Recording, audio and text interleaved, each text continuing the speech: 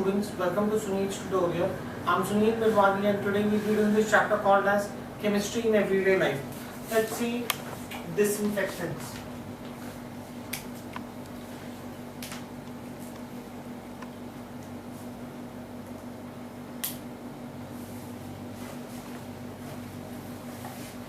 Right, what do I understand by disinfectants? Disinfectants are substances, chemical substances which kill microorganisms, but they are not safe to be applied on living tissue. The difference between antiseptic and disinfectants are disinfectants and antiseptics both kill microorganisms, but antiseptics are safe to be applied on living tissues, whereas disinfectants are not safe to be applied on living tissues. They are generally used to kill microorganisms which are present in the drainage system, floor or instruments. Right? The same substance can act as antiseptic as well as disinfectant depending upon the concentration of the substance used. For example, if I say that 0.2% solution of phenol acts as an antiseptic, and instead of 0.2% if I take 1%, if I increase the concentration of phenol, then it will act as a disinfectant. Low concentration of chlorine, that is 0.2 to 0.4 parts per million, is used as disinfectant in drinking water. Low concentration of sulfur dioxide is used for sterilization or sterilization and preservation. So those are disinfectants. Basic difference that you need to know is that antiseptics and disinfectants both kill microorganisms, but antiseptics are safe to be applied on living tissue. Disinfectants cannot be applied on living tissue. Why? Because of the difference in the concentration. Antiseptics are mild, whereas disinfectants are more concentrated. Fine. So let's try this down. Disinfectants are chemical substances which kill microorganisms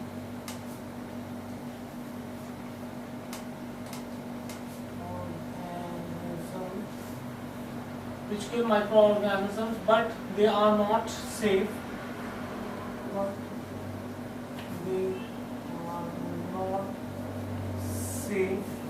They are not safe to be applied on living tissue. Those are disinfectants. Fine, do we get this in there? They are used to kill microorganisms.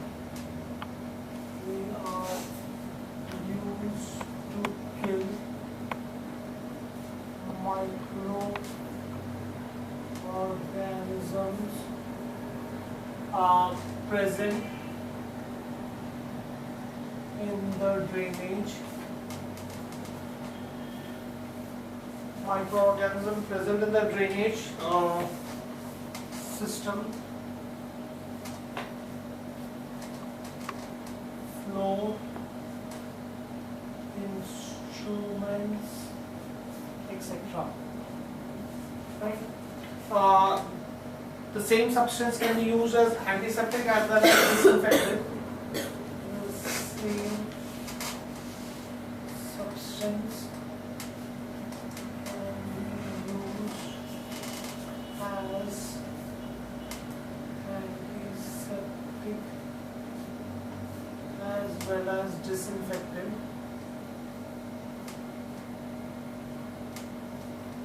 The same substance can be used as antiseptic as well as disinfectant depending upon the concentration of the substance used.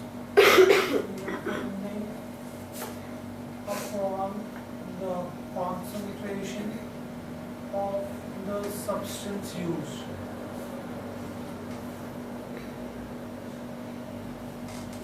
Right? For example, I can say 0.2% solution of phenol acts as antiseptic, whereas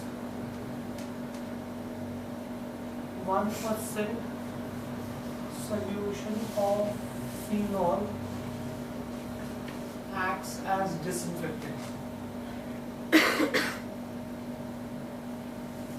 that's my difference between disinfectant and antiseptics, right? Then let's see what are the common disinfectants used. Low concentration of chlorine, that is 0.2 to 0.4 parts per million.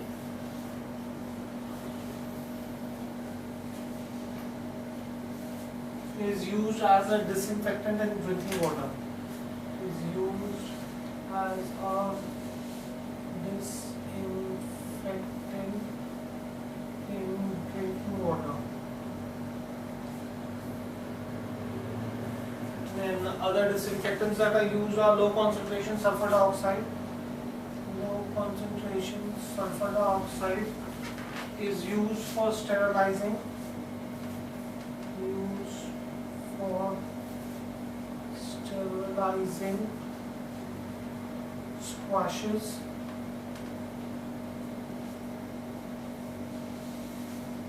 and preservatives.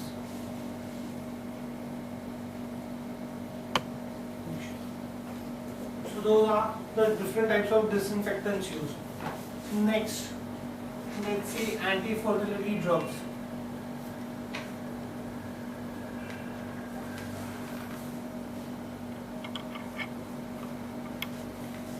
What do we understand by anti-fertility drugs? Now, these drugs are used to control ovulation and the menstrual cycle. They control the population and hence they are called as the anti-fertility drug. These chemicals are used to check the pregnancy in women, right? These drugs are formed by mixing synthetic estrogen, progesterone derivative hormones. So these are your anti-fertility drugs. Fine, will you get this in here? You have synthetic chemicals, those are mixed. I'll show you the structure and their chemical names. These are those synthetically produced estrogen and progesterone which are mixed together and which will control the not only the ovulation, that is the release of the ovum, but also control the menstrual cycle and thereby control the population. Fine, do we get this in here? So I can say that the drug which controls ovulation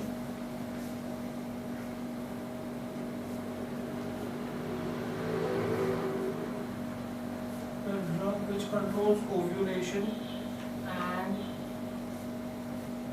menstrual cycle and controls the population is called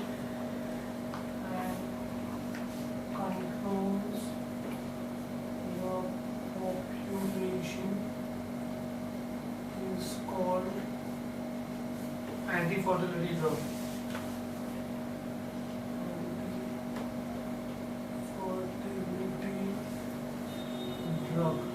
So these are your anti-fertility drugs. These chemicals are used to check pregnancy in women. These chemicals are used to check pregnancy in women. How are they made? They are made by, these drugs are formed by mixing. These drugs are formed by mixing. These drugs are formed by mixing synthetic estrogen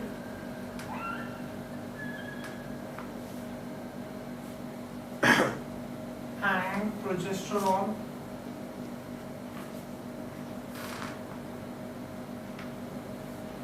derivative hormones.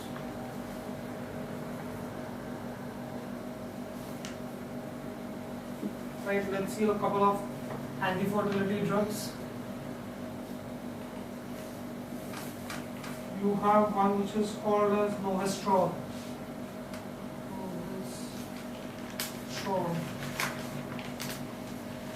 That's the common name. The chemical name is ketonide.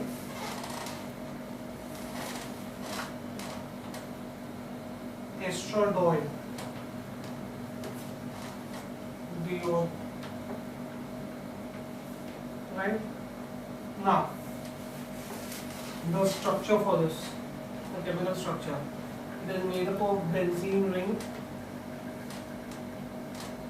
multiple benzene rings.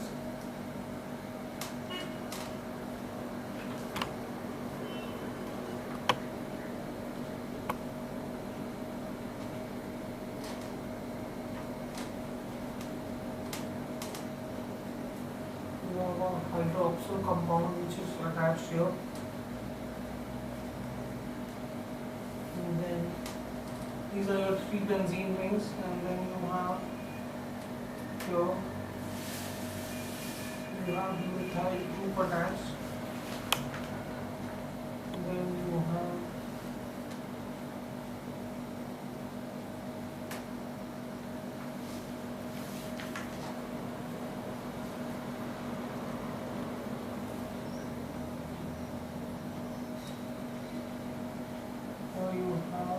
carbon with 3 CH bonds, and this is OH over here.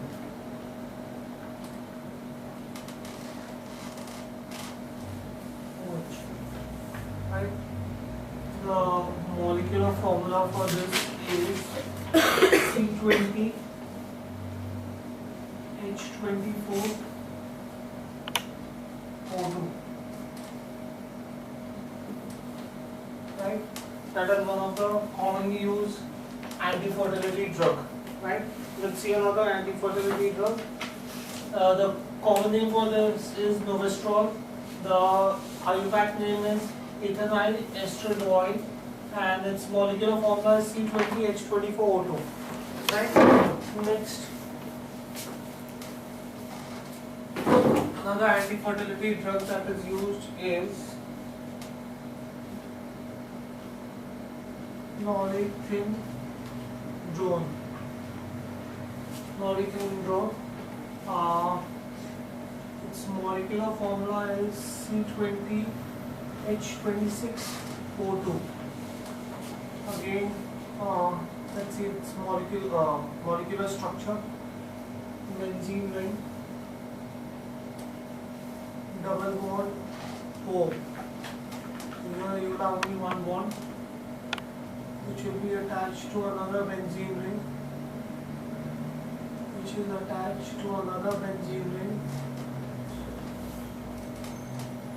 Same structure now. CH3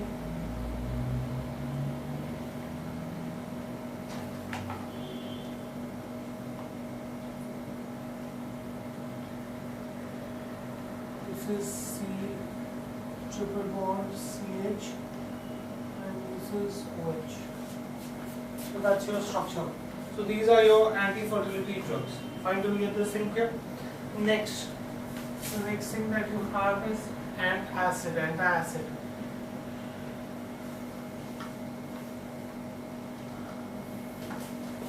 Now, what are antacid?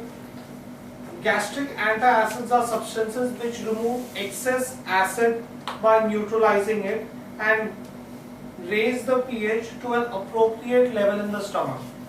Now, ideally the pH of the stomach is 1 or 2 when it is empty. When food is present in it, it is 7. That means it is exactly neutral. Okay. Now, in normal adult, about 22 milliliters of acid HCl is secreted per hour for about 1 billion cells present in the gastric mucosa. Now, if this secretion increases to 42 per hour, then that causes gastric ulcers. Right? This is known as hyperacidity. When you get hyperacidity, when you are under emotional tension, smoking, alcohol, spicy food consumption, these are the reasons owing to which you can get hyperacidity. The most commonly used antacid is magnesium hydroxide, magnesium carbonate, aluminium hydroxide, sodium bicarbonate, and aluminium phosphate. So these are substances that are used to reduce the acidic level of HCl in the stomach, right? Then you have recently used antacids are omeprazole, and the advantage of this is that it prevents the formation of acid, right? And the marketed preparation of antacid are Gelusil, Digene, multiple such marketed antacids that are present. Fine, do we get this thing here? Next, antacids. What are antacids? Gastric antacid are substances which remove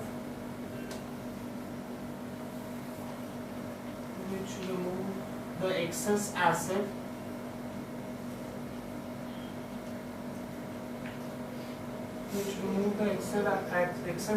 by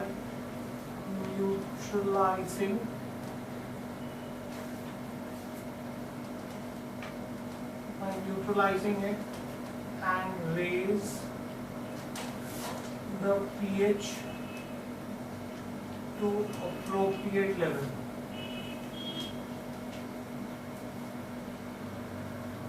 In stomach. These are what are called as antacids, right? So let's try to understand how much is the pH of the stomach. The pH of stomach is about 1 to 2 when empty, but when food is present,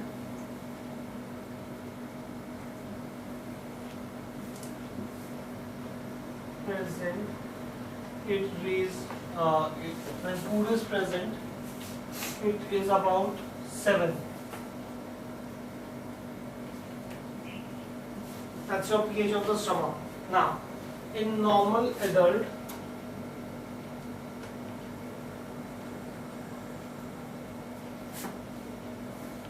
about 22 milli equivalent acid that is HCl is secreted per hour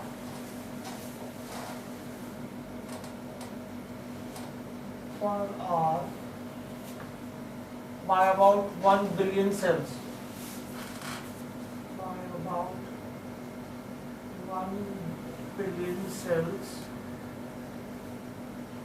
Present in gastric mucosa.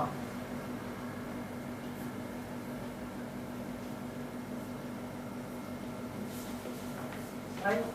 Now, if the secretion is increased to,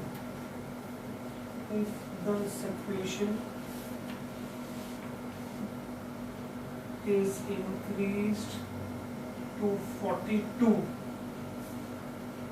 milli equivalent per hour, then it causes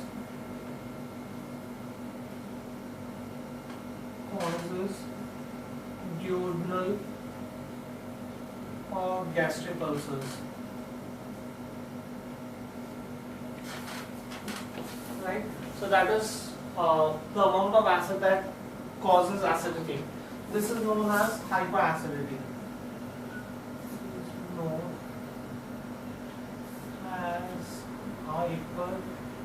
Hyperacidity. What are the reasons for this? Emotional tension, smoking, alcohol,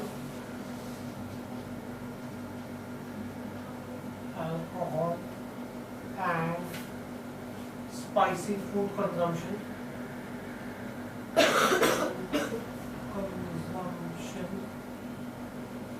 Spicy food consumption are known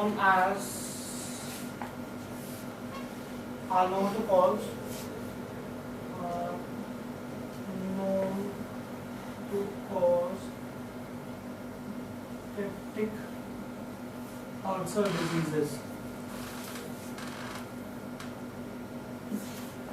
Right? Now, the most commonly used antacids are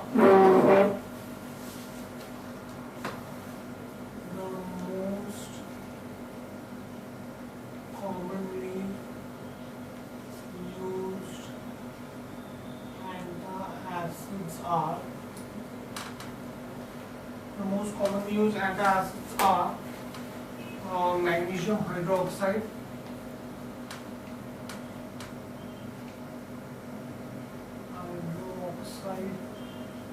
then you have magnesium carbonate,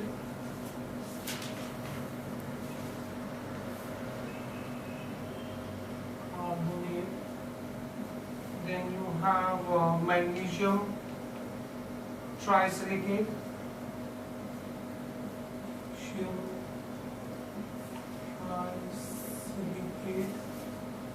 then you have aluminium hydroxide gel,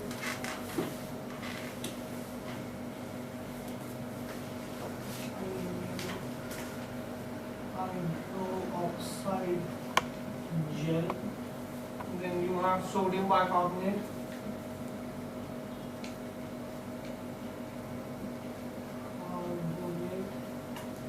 and finally aluminium phosphate.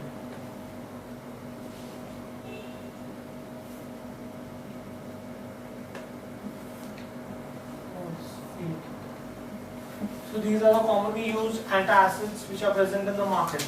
Right? Now, the new ones are recently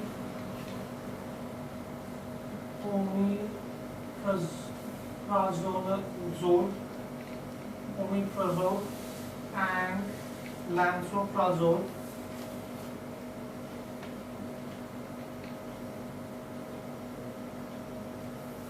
have been used as antacid.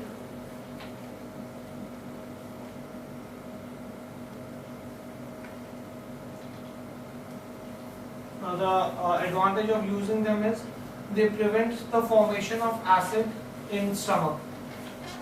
These prevent the formation of acids in stomach.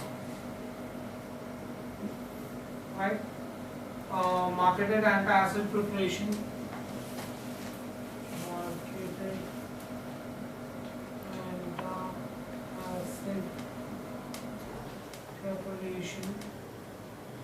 Marketed antacid preparations are such as Gelusil, then you have Digene, and then you have Siloxogene, consists mainly of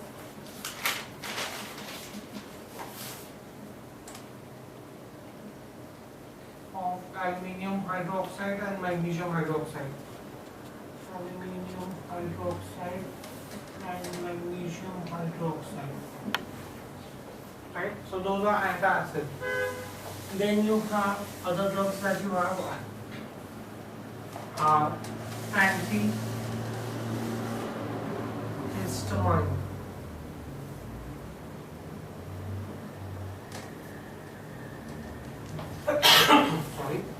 Now these drugs are used against allergies.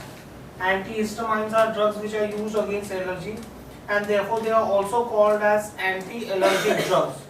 Right? Since allergy is caused due to release of histamine in the body, thus they are named as antihistamine. Allergy can be due to drug, dust, hypersensitivity towards medicine, or any of those. Right? In short, these drugs give us relief from energy, or which decrease or compete with the secretion of histamine. Right? So those are called as antihistamine. So if you have any allergy, then in that case the doctor would give you this antihistamine drugs. Right? I can say these drugs are used against allergy. drugs are used against allergy. Therefore, they are called as Therefore, they are also called as anti-allergy drugs. Right? Since allergy is caused due to the release of histamine, is caused due to the release of histamine in the body.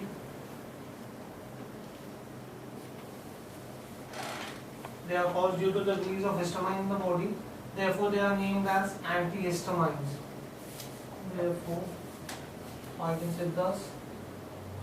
It is also named as antihistamines. Right? Why do you have allergy? You generally have allergy due to, generally when you go to the hospital, the doctor first thing will ask you, do you have any allergy? If you have any allergy, then he'll give you, first thing he'll give you is antihistamine drugs, right? So allergy can be from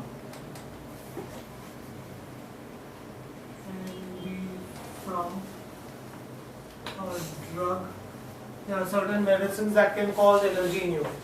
There are certain medicines that cause, if you have an allergy, people who have allergy, it causes their lips to swell. They have an allergic reaction. Right? Allergy can be from a drug, dust. I'm allergic to dust, especially the ones which are in the carpet. You have those carpets, you have dust particles in them, and then you have those fine dog hair. I'm allergic to those also. So I generally keep away from pets.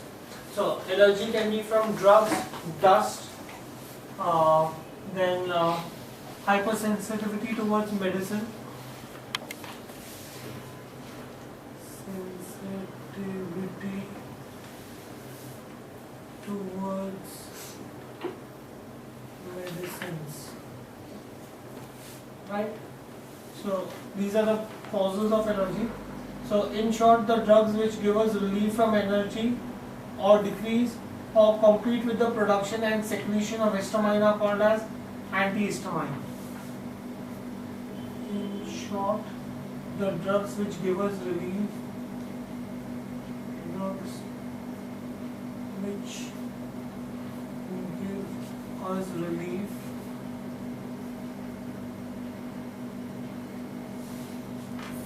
from the allergy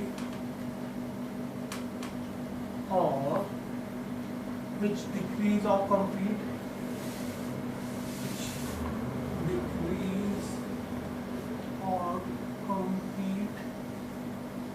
with the production and secretion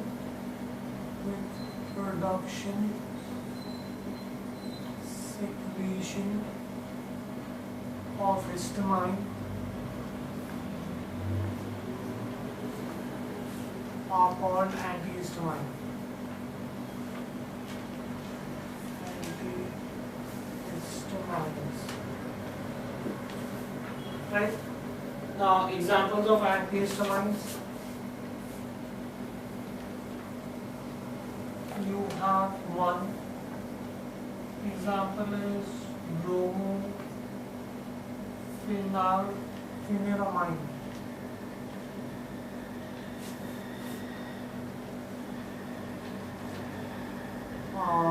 This is one of the examples that we have. Its IUPAC name is dimethyl. Structural formula is benzene ring with nitrogen in it. Then you have benzene ring again.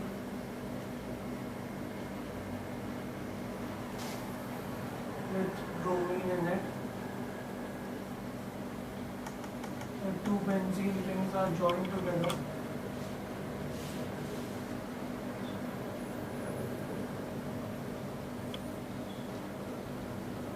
Nitrogen, methyl and methyl. That's the structure for this, right? Then another example I could give you is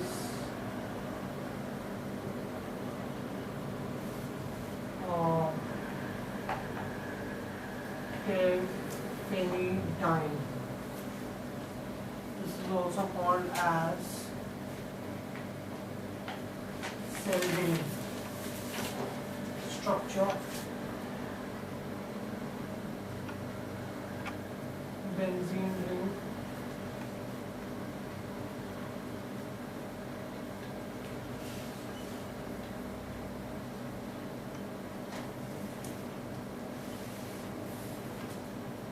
which you have phenol here and phenol here. Then this is your distructure. So all these bases that you will have a methyl group CH2. Right? These are just not for sure. You will have CH2, CH2, CH2, which then you have benzene ring.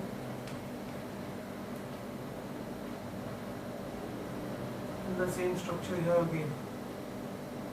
That is OH, phenol and phenol. Right? So that's the structure of terephenidine. Then other examples for which I'll just give you the names are Benadryl.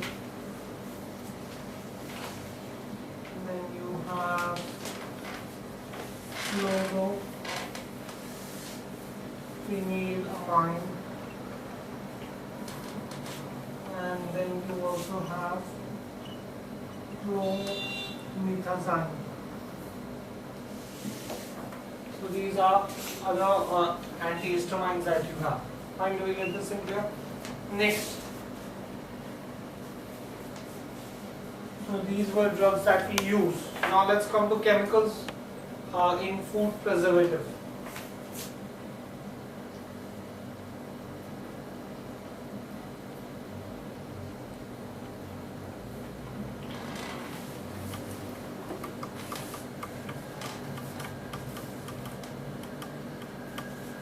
Now, chemicals in food preservative. Food preservatives is a term that is used to describe the process used to slow the normal decay of food. So, the process in which perishable food material are given physical treatment or suitable chemical treatment to prevent their spoilage or to retain their nutritive value for a longer period is called as food preservative. If I can prevent the decay of food, or if I can make sure that the shelf life of the food is more, then that will be called as food preservative, right? So during storage and transportation of food, undesirable changes occur in the flavor, color, texture and the appetitic appeal. Thus, it is necessary to know different methods to preserve food in good condition. That is the reason why you need to preserve food. Even if you say that you're going to eat freshly cooked food, there are certain substances that have to be transported and stored, right? For example, potatoes, tomatoes, the moment they are cut from the field, you don't get them immediately. There is going to be a time gap. So there has to be a method to preserve these things, right? So that is the reason why food preservation becomes such an important topic, right? So I can say, what is food preservation? The process in which perishable food material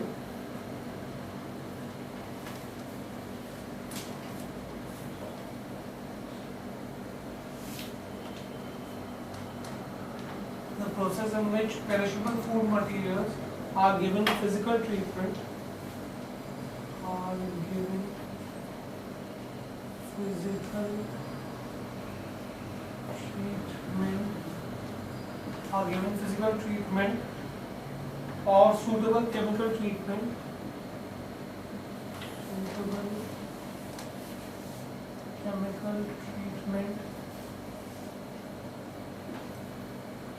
to prevent their spoilage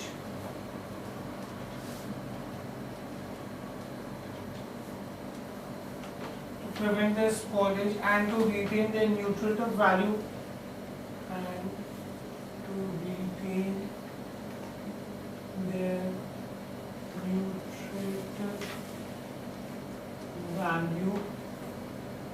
for a longer period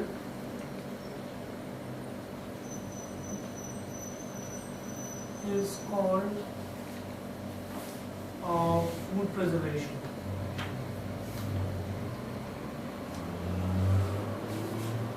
That is what is food preservation, right? Question: why is food preservation necessary? Why should I study about food preservation? So I can say that during storage and transportation of food,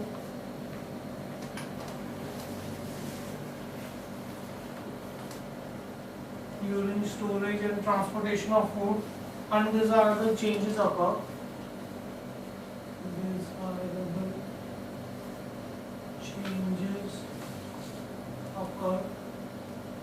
Undesirable changes occur in flavor,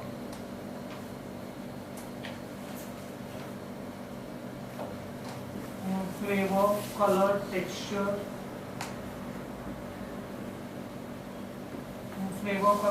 and apathetic appeal.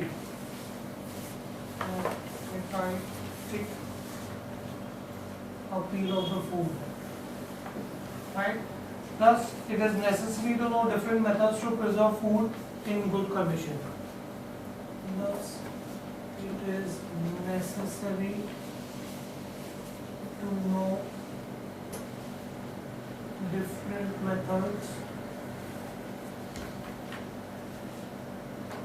to preserve food in good condition. That is the reason why food preservation becomes so important. Now, food preservation can be classified, the methods of food preservation can be classified into two types. Either you can have physical methods or you can have chemical methods, right? I can say that they are classified, food preservation can be classified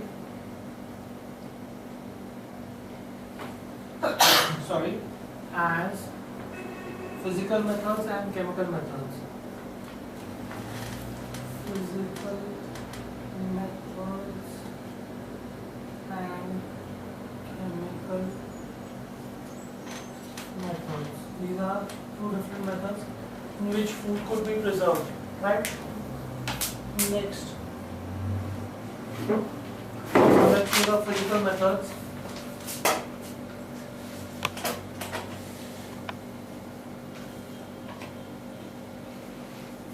Physical methods to preserve food.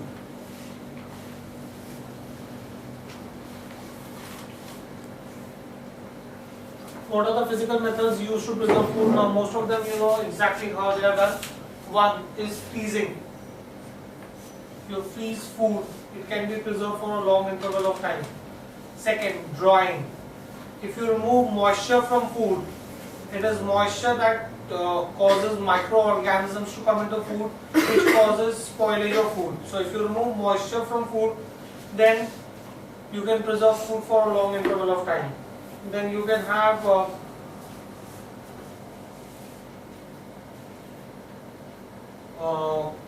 freeze drying. In freeze drying, water is removed without shrinking the food product while the food is kept in frozen condition. Once the food is kept in frozen condition, then water is removed from it, right? Then you have irradiation. If food is treated with radiations produced by electric charge, such as X-rays or gamma rays, then that would destroy all the microorganisms and would keep the food fresh for a long interval of time, right?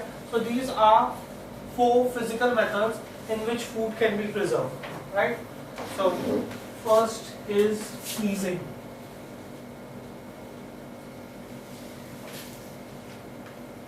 Right? It removes heat from food through the use of low temperature. Heat from food through the use of low temperature. Through the use of low temperature. Right? So what does freezing do? Freezing, it slows down the growth of microorganism and breaks and stops the breakdown of nutrient. Advantage of freezing, it slows down growth of microorganisms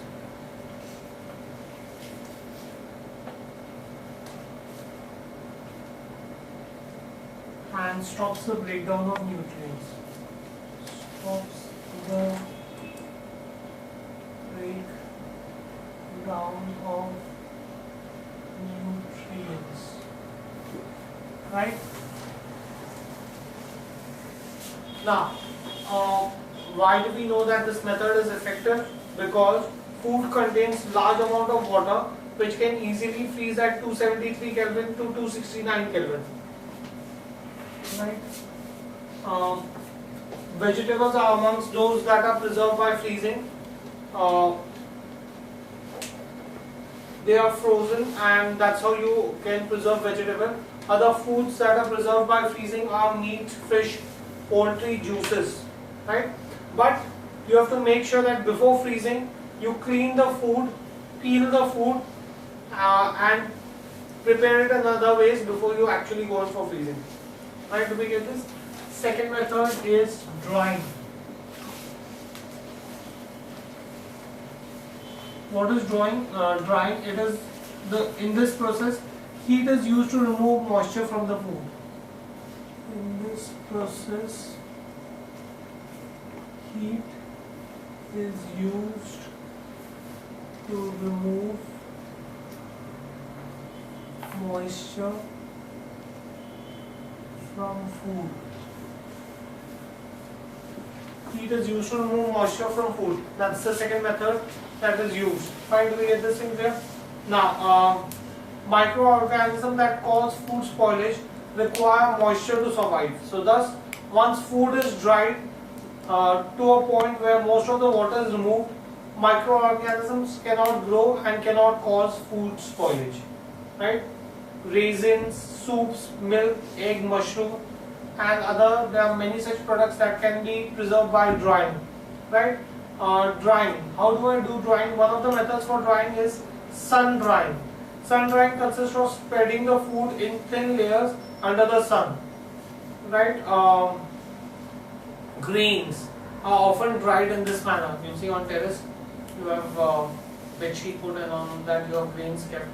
Then you have tray drying that uses circulation of hot air through large insulated cabins. That's a proper professional method of doing it. Then tunnel drying is similar to tray drying, but there is no cabinet move.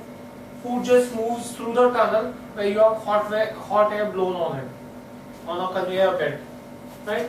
So either you put it in a tunnel, dry it and bring it out, or you put it in a cabinet, put the tray in the cabinet, blow hot air through it and bring it out, or you have the food moving on a conveyor belt through a tunnel where hot air is blown on it.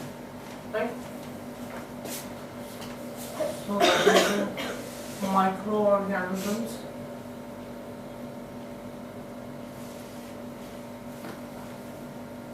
that cause food spoilage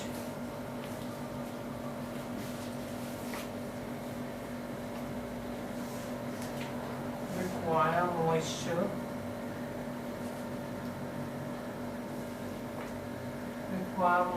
to survive. Right? once food dries to a point, once food dries to a point where most of the water is removed,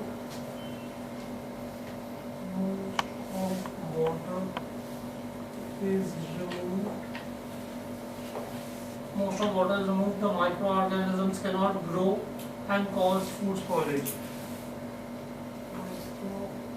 Microorganisms cannot grow and cause food spoilage.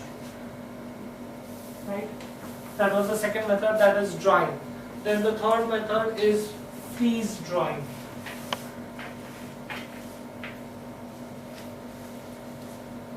The third method for preservation of food is called as freeze drying. Now in this process, water is removed without shrinking the food product. Generally, if I remove water from a food product, it is going to shrink. But this is one method where you remove water without shrinking the food product and while the food is in frozen condition. So first you get the food in frozen condition and then you remove water from it. Frozen food is placed on shelves in large vacuum chambers. The shelves are then heated to keep the food just below the melting point. Thus, ice vaporizes and food maintains its shape because and it becomes sponge-like, lightweight and dry solid. Right? Freeze-dried foods retain their original flavor, texture and nutrient values. But freeze drying is a very expensive process. It is used only for few foods. Freeze drying is used for instant coffees, dried soups. You have those soup powders. Just cut the packet and put it in water and you have soup ready. Right? Then freeze drying is also used for strawberry, mushrooms. So these are the places. They are very selected food that are used for freeze drying. If you see mushrooms, they are proper their original size and they have been dried. So how is it done? That is your freeze drying method. Right? Because generally if I subject any food to drying, with the loss of water, its volume would also change. It would shrink. In this process, water is removed.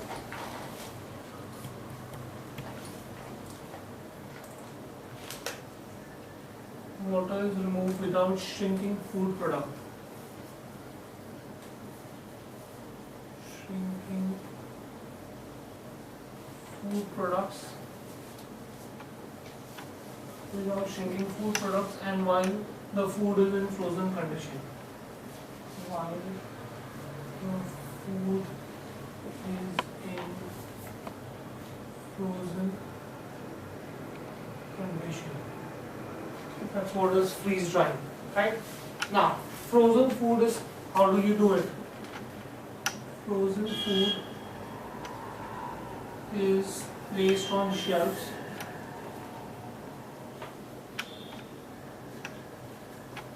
in large vacuum chambers.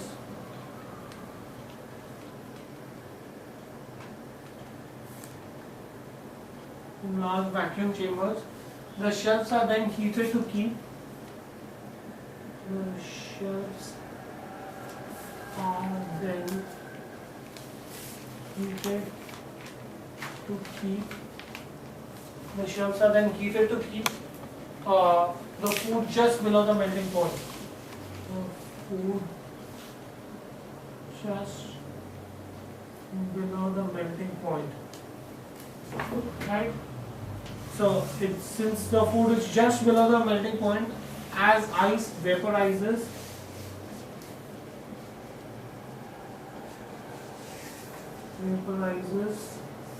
the food maintains its shape. Food maintains its shape and becomes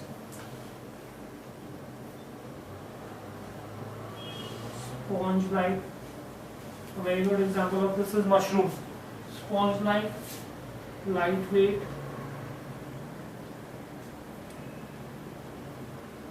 and lightweight dry solid. So that's your process of freeze drying, right? Next, the last method, physical method, is irradiation.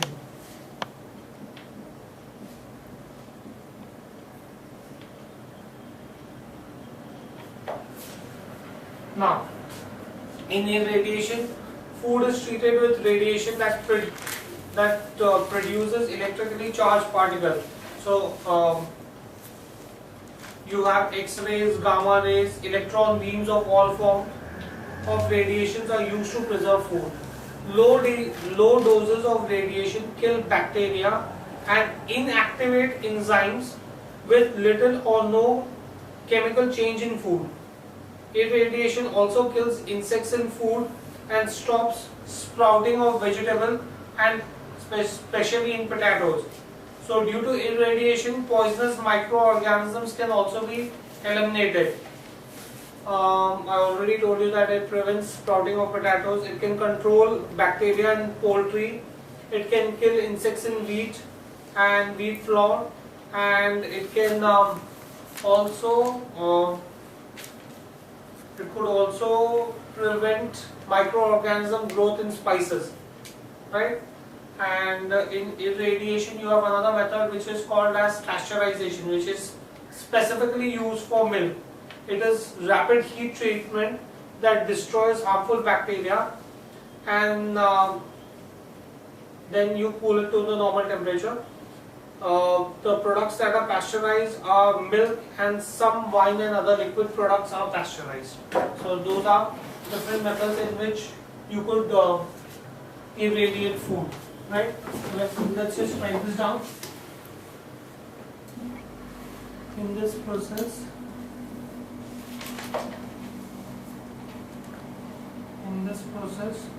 food is treated with radiation.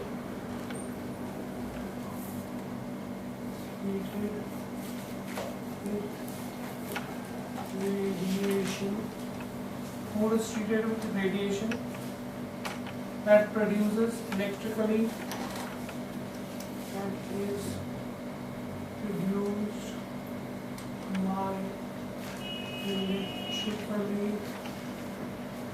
charged particle, right? So the rays that are used are X-rays, gamma rays, and electron beams of all forms. X-rays, gamma rays, and electron beams of all forms. Electron beams of all forms are used to preserve food. Forms of radiation are used to preserve food. Now, how does this help? What happens when I irradiate food? Irradiation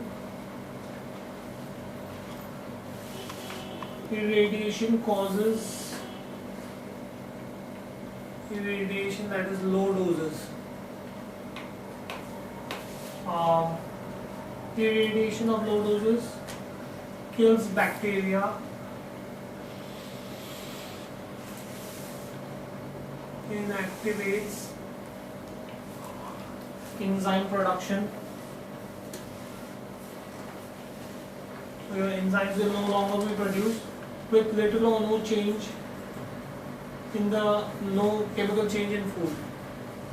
With little or no chemical change in food. Fine. So that's irradiation. It also kills insects in food and stops sprouting of vegetable. It also kills insects in food and stops sprouting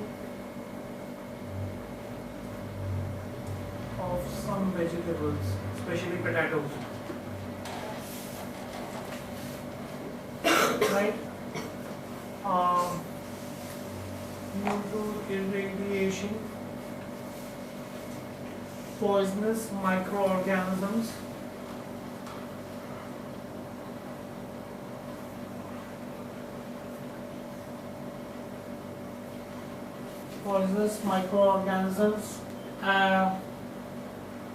such as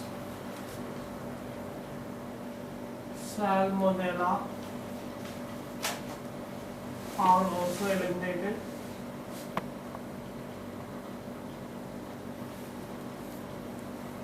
Right, that's it. So, do we understand the physical methods of preserving food?